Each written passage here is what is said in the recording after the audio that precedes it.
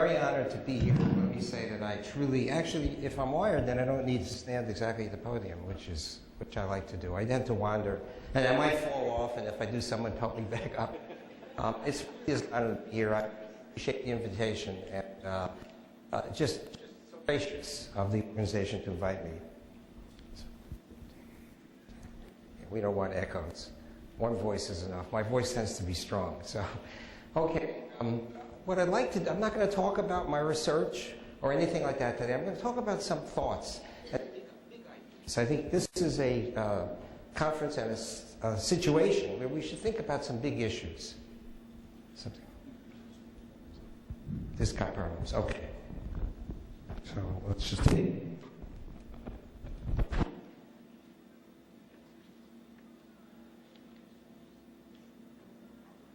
No problem. I will remain fixed in place. Okay. The title really says what I'd like to talk about. Okay. Being in an academic program, and a fine one, in the School of Entrepreneurship at Oklahoma State, due primarily to the fantastic efforts of Mike and Nola, I think about this. Here we are. We have this very, very nicely funded and growing in influence program in school, rightly so. What is our goal? What do we do? I mean, why are the taxpayers investing in us? And they are. And why are they really entrusting us with an important mission? And so basically, I'm thinking that we need to take a look at what our ultimate mission is as an academic unit and how we can get there. And that's basically what the title says. So let me go right on. And here's what I'd like to do. And I will try very hard to stay on time. Very difficult for professors, but I'll give it my best shot, I promise. So what is the primary goal? That's what I just mentioned. And how do we achieve that? And that means I'm going to emphasize two kinds of knowledge. Because I think when I take a step back from our field and I look at it, there really seem to be two sources of information and knowledge that we draw upon. And that's very important because I think basically, okay, this is our ultimate goal, is helping entrepreneurs. I think everybody in the room would say yes. Okay, basically, it's got to be one of our, if it's not our central goal, I don't know what it is. And we do that at OK State. I want to put in a plug for our very wonderful programs. Due to Mike and Nola, we have lots of ways in which we help entrepreneurs. And they're just amazing programs. I'm in awe of them, actually. And, but, you know, the basic idea was if we want to help entrepreneurs, that means we have to be able to give them good advice. And what is good advice? Good advice is advice that's reliable, accurate, and useful. And the question is, how do we get that advice? I mean, there are a lot of ways we could do it. And I think that basically, now what happened? We got out of the slideshow. Any help? Can you get me back in the slideshow? That would be great. I didn't do anything except hit the advance, I think. Okay, thank you. My mistake, I probably hit the wrong key.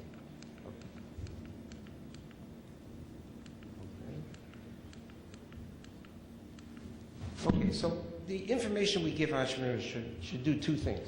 Probably it should tell them what to do, what we recommend they do. Okay, what's the best ways to plan, run, start a business, and take it on to success. And information on what not to do. What should you avoid? What are the pitfalls? If someone were giving me advice, this is what I would want.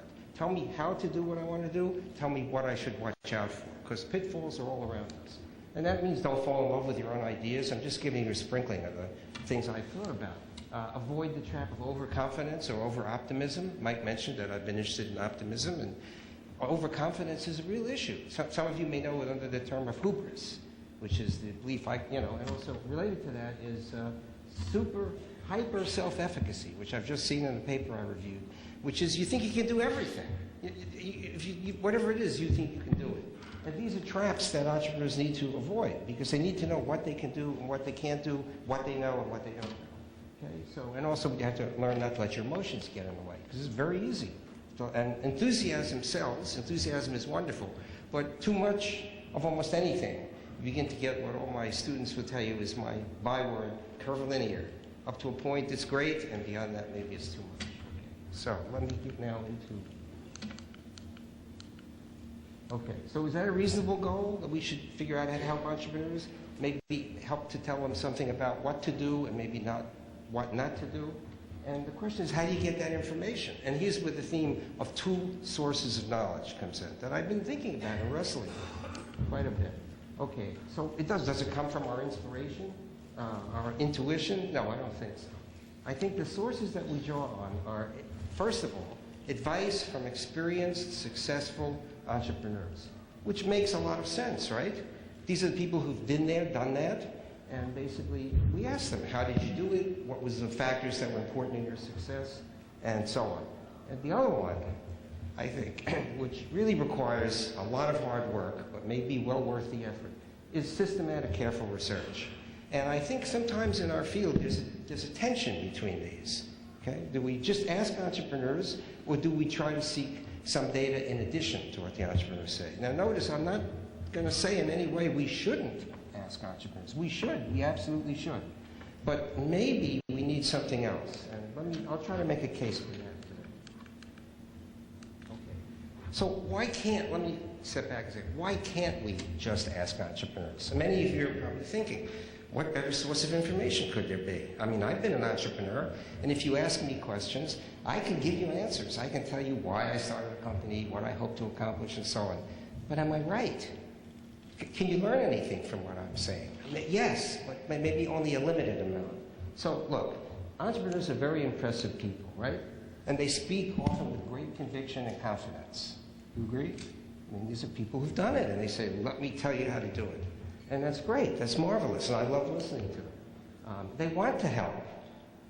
So why should we be cautious? I mean, if we have people who want to help, they've done it, they're really very impressive people, why should we be cautious? Well, the reason is, and Mike mentioned also, I've been interested in cognition, how people think, that unfortunately I know, as being trained as a psychologist, about the foibles, the weaknesses, the problems we have in our cognitive systems. They're not perfect. They're not perfect, far from it. Okay? And it turns out there's a lot of research that tells us people are not very good at knowing why they have done what they've done, remembering what they did, explaining what they hope to accomplish, and on and on. I'll illustrate a few of these for you. So basically, that's my problem, is that maybe we cannot base the advice we give entrepreneurs on advice from other entrepreneurs. Maybe we need this other source of knowledge, this systematic data. This is not a controversial point. I think everybody agrees.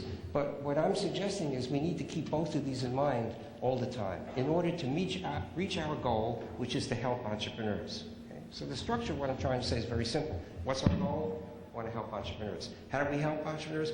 By coming up with very valid, accurate, reliable, useful information. Where do we get that? And I'm saying, as the title of the talk said, two sources.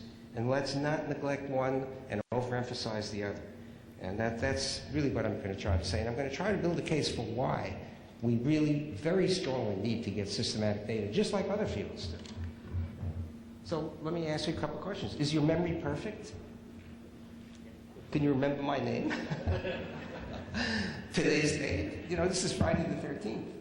So anybody who's suspicious would probably be staying home and working, but I think the fates are with us today. Do you always know why you do what you do or say what you say? Let's say you meet somebody for the first time and take an immediate liking to them. Can you tell me why? You can probably come up with some answers, but do you think that's very likely to be accurate? I don't know. There are people who, for example, hate particular foods. When they see that food, it's like, why? Trace it back to their childhood?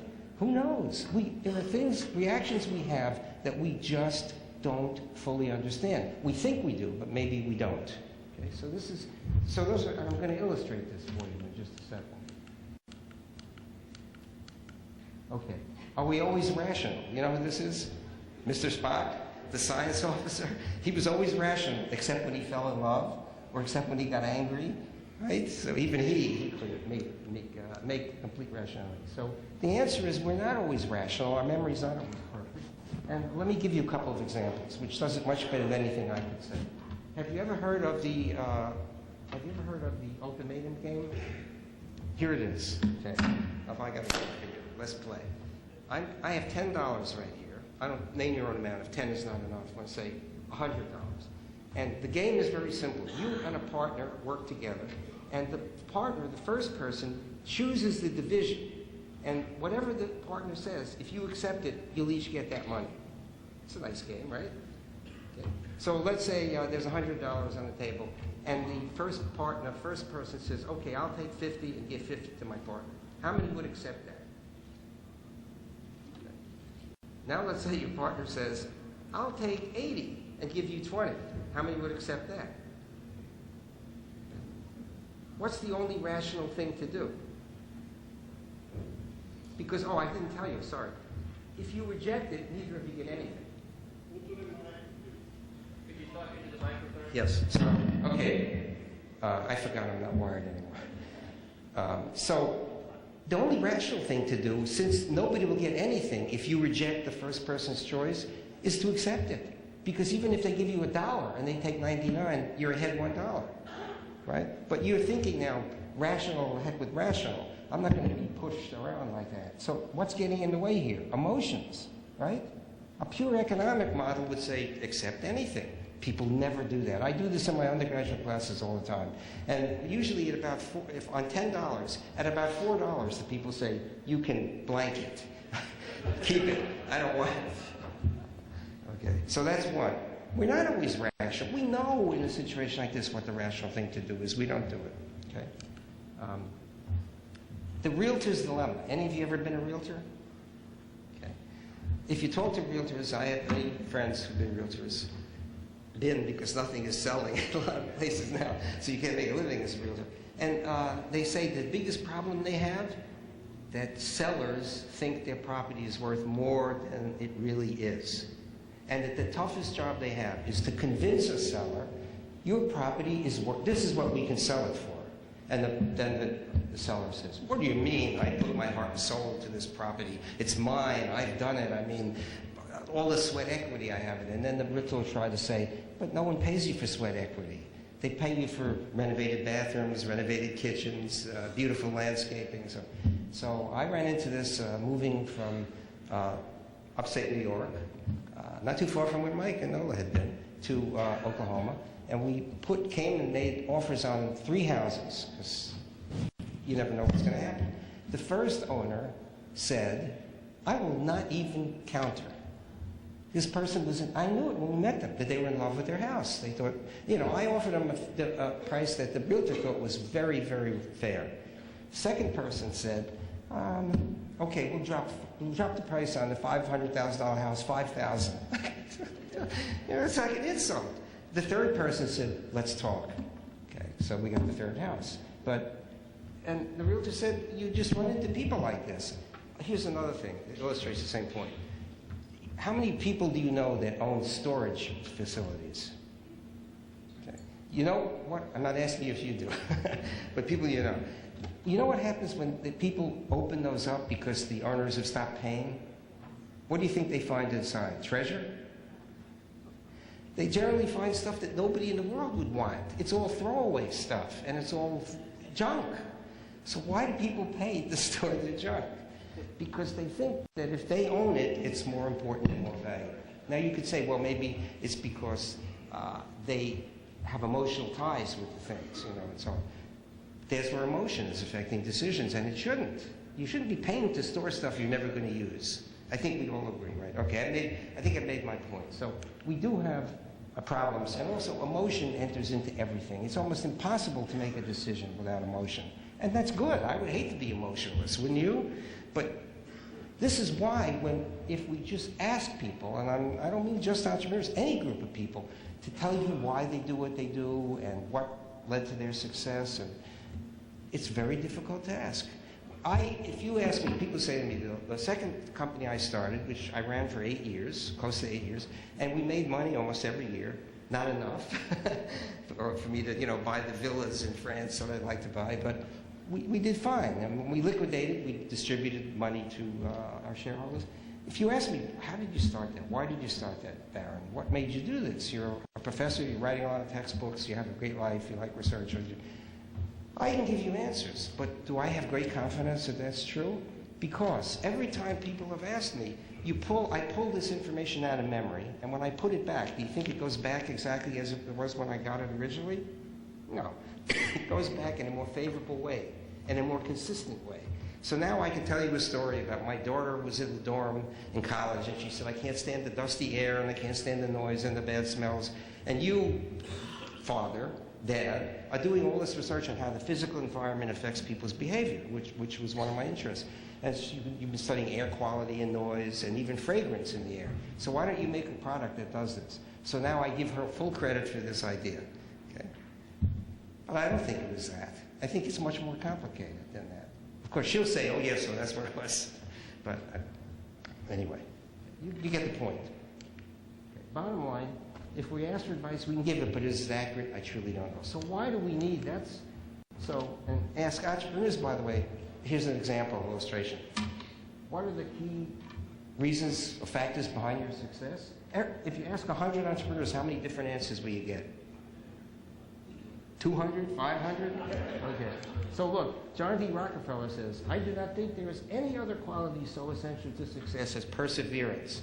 I agree. You agree? Perseverance is important? Okay. And then Aristotle Onassis says, sorry, I walked away from it. Aristotle Onassis says, the secret of business success is to know something nobody else knows. I agree, don't you? Competitive advantage? Which is it? Probably both. And probably how many other factors? A large number. Okay.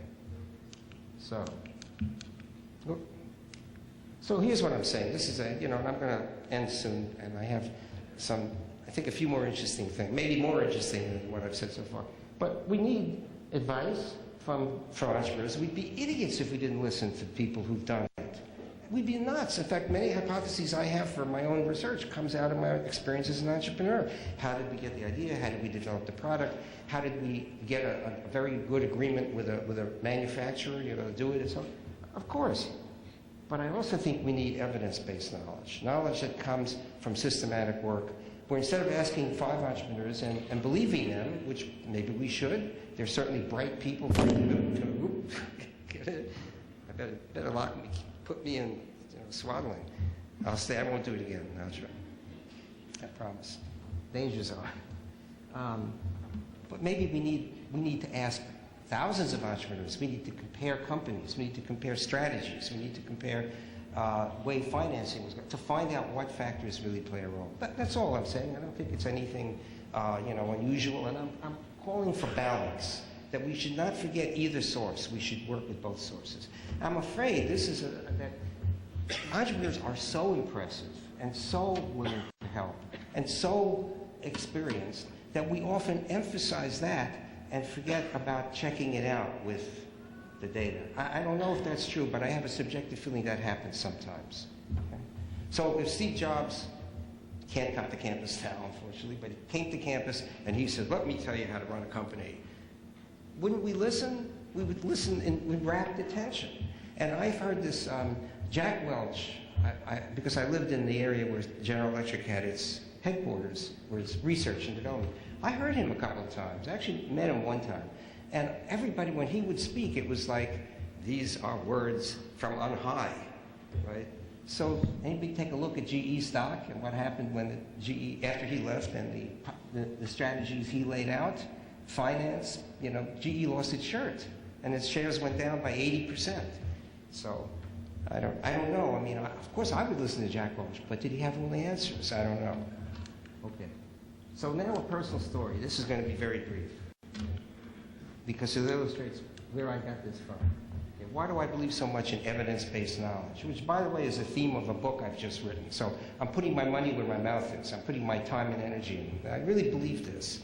We need, and we are doing that, but we need maybe to always remember to do it. Okay, so here's this. Robert A. Barron, geology major.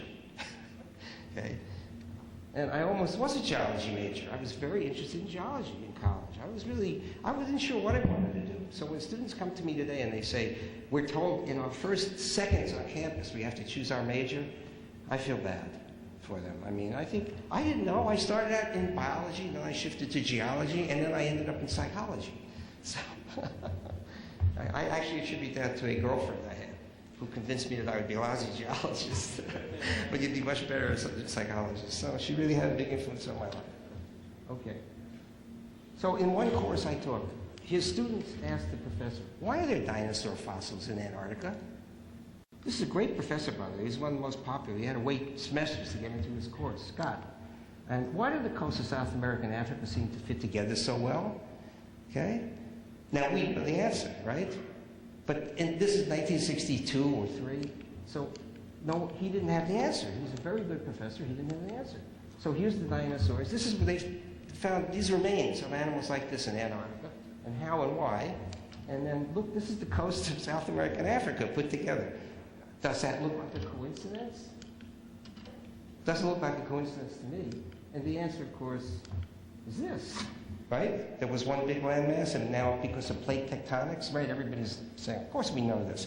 In 1962, they did not know this. And how did they figure it out? By gathering evidence. And the evidence gave them the understanding of the process that then a lot of things fell into place. Now, could we ever hope to do that in the field of entrepreneurship? I don't know. But I think it's maybe a useful goal or model, a model up there, way up in the sky to keep in mind. Let's understand the process, then we'll be able to be more helpful to entrepreneurs in a practical way. Okay? So once upon a time, that's how the world worked. Okay. So here's the bottom line. I'm really going to end, and it's going to leave plenty of time for questions. Or if no one has any questions, plenty of time to socialize. Whatever. Okay. We need two kinds of knowledge and a balanced approach. And I think together, that we listen to entrepreneurs. Again, we'd be idiots if we didn't listen to them and get every benefit of their knowledge and experience and wisdom. But in addition, we need to get the data. And the data and the knowledge from entrepreneurs should work together. I see it as completely reciprocal and completely related. I see no conflict whatsoever between these things. Okay. And now I'll close with something different. I've run out of clicks. Here we go. Okay, words from a fellow Oklahoman.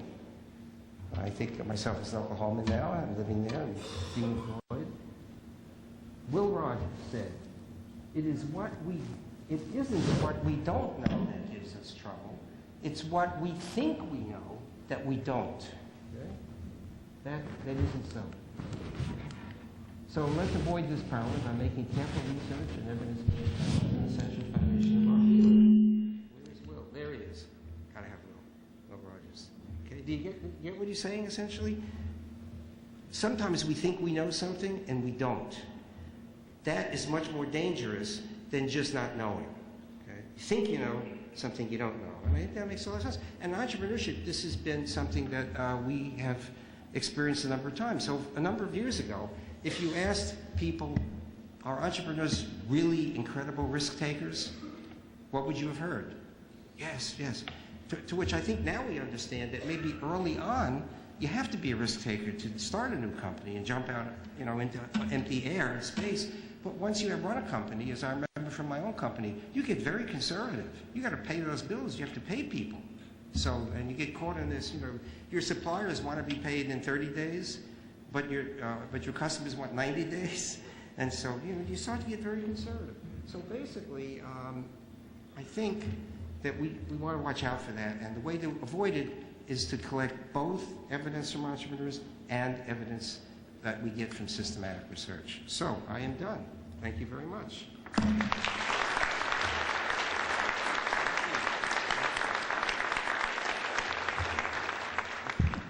Now we'll take questions and answers. We'll take questions. I'll try to come up with an answer, which is never guaranteed. And speak loudly, because, okay. There's a mic coming, right?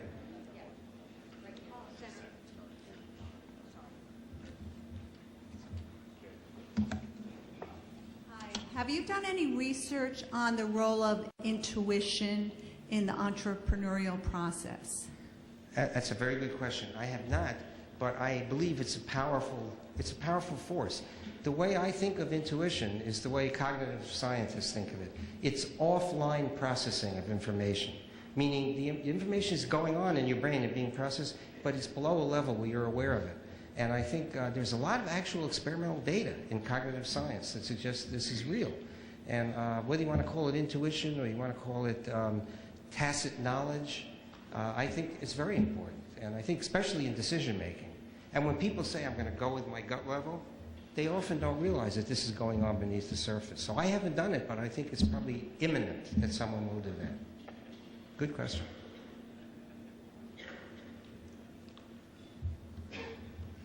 Thank you very much. I'm curious how you incorporate your personal expertise in cognition into the program at Oklahoma State, and how you would recommend other entrepreneurship programs do something similar. Okay, that's a very good question. I mean, I do think I have some expertise in cognition, but I really think of myself as a generalist. I'm just as interested in emotion and, for example, one of my main interests right now is self-regulation. What makes people successful is the people who know how to stay focused, who know how to be persistent, who know how to do what they should do and avoid what will prevent them from reaching their goals. But it's all related in my mind. And I think what we do is when I talk about any of our traditional topics, like opportunity recognition, for example, or opportunity creation, I suggest that the cognitive perspective might be one way to look at this. I mean, people recognize an opportunity. What's going on? Something's happening in here. And what is the cognitive process that does that? You name a topic, I mean, basically, and I think you can look at it from a cognitive perspective, but I don't try to oversell it because, I mean, by nature, I'm really a very eclectic person. I believe let 1,000 flowers bloom, and I'd rather synthesize than pull things apart. So it's maybe a subtext when I cover all our traditional topics. How do you get financing? For example, I'll somehow introduce cognition into that in terms of before you start seeking it, ask yourself some basic questions. What do you really want? What do you really want? Do you want to give up part of the ownership of your company, or do you want to retain ownership? So I can get a cognitive perspective into everything, but I don't push it. And I think all of us on our program are sort of aware of this basic idea. It's another tool. This is how it's another tool for understanding the very complex questions that we want to address. Does that help? Thank you. Hi, my name is Michael Simmons, and you mentioned the two sources of knowledge as other people's experience and the research. And how do you see just personal experience fitting into, especially with entrepreneurship? As an entrepreneur myself for 14 years, I feel like so much of what I've learned, I could only learn, by doing a process over and over. Oh, absolutely. I mean, I think you are walking back to your seat with invaluable knowledge that we'd love you to share with us. But I think maybe it's sort of a beginning. We listen to you, and then from that we get some hypotheses, and then maybe we go out and test them systematically. But I'm sure that you would help a lot, and I can't emphasize that too much. I don't want anybody to leave this room thinking I'm saying we shouldn't listen to entrepreneurs, because that would be nuts. And while I might be eccentric, I'm not completely nuts. We really have to listen to people like you who've had experience. And do I use my own experience when I'm thinking about questions in our field? Of course I do. But what I'm just saying is, if we want to be taken as seriously by the other disciplines in management and in other fields, we probably need to, in addition, get the systematic data that confirms what entrepreneurs are telling us, or changes it, modifies it, whatever. So balance, I believe the key word I'm trying to suggest is balance. Hi. You probably have better exposure to the research that's going on in this industry than anybody else. What's some of the most useful research that you're integrating into your teaching? That is a very good question, because the phenomena we study are so multiple, they come from multiple sources and multiple factors. So I am interested in everything that has to do with people, and entrepreneurs play a central role in the process. But I'm also interested in the work now that's going on to try to build a multi-level approach to entrepreneurship. And it's true in many fields of management, that we don't just look at individual level variables, we have to look at how those relate to group or environmental variables, and how those relate to societal and markets and financial markets. And basically, there are some really good papers by Michael Hitt and some others on this multi-level approach. And to me, that may be the most useful, because it's going to be the most inclusive. And really, I believe very much in using everything you have, every tool available. I'm a woodworker. It's my hobby. When I go into my woodworking shop and I'm going to do something, I'll look around. What tools do I have, and how can I put them together? And very interesting. There was a paper in AMR recently by Scott Shane. I don't know if you've seen it, in which he talked about the paper by Shane and Venkatraman from 2000, and that won an award from AMR. It's the most influential paper in the decade, across all fields. And Scott's a friend, and we've worked together, and he writes very incisively and very clearly. And he said that basically one of the things they didn't talk about enough in that paper, as he's criticizing his own work, is that we needed to talk more about this putting together multi-levels and lots of different strands, and basically then from putting all this together you get something new, something emerges that you wouldn't get from each strand alone. And I thought, I was just reading that on the plane coming down, and I think he's got a point, and I agree with him on that one. So let's use every tool that we have to understand this very, very complex and very, very important process called entrepreneurship. Every tool. Let's not leave any out.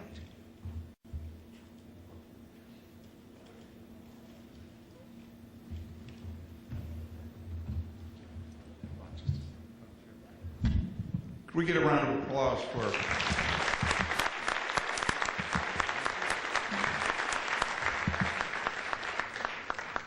And Robert, from USASBE,